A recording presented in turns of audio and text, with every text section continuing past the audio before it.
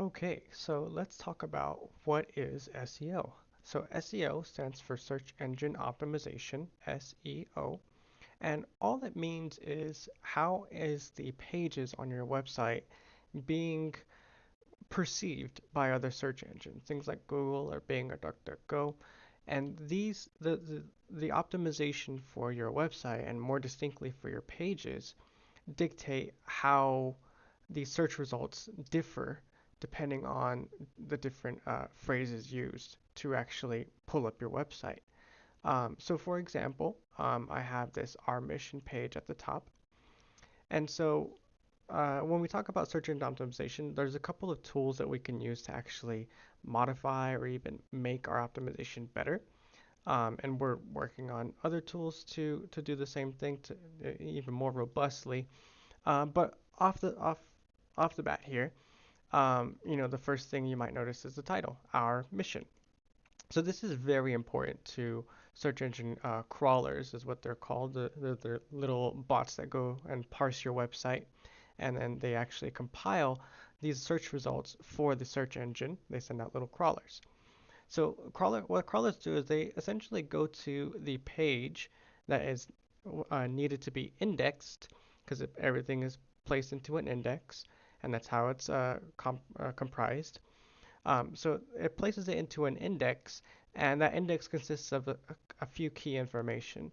Number one being this title here, and this title here is very rudimentary.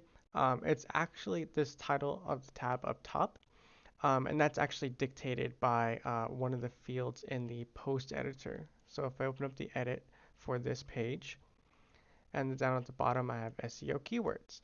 So these keywords actually kind of tell the search engine crawler, what key phrases need to be input or to be searched for to pull up this particular page. And these settings here autofill for you. Um, they autofill for you if you happen to, not input them. So let's say you create the page and you don't even bother with SEO. So it automatically puts the school in and then like the first 200 characters of content. You see it cuts off on the M there. And that's to kind of optimize things a bit more better. And we put the school because we have certain issues with schools having content that is being crossed. So a parent will pull up a page for a school and they'll get it for a different school, and then they just get the wrong information. So that kind of segues into the next part of this, which is if I actually Google IAS public schools, notice the first thing that come up is that Our Mission page. And you'll see like the first bit of content here kind of correlates to the actual setting that I input there. So what you actually input is very important. It's actually what is shown here in an actual search result. So in the next video, we'll talk more in depth about the latest changes to SEO on Cyberschool, and I'll see you then.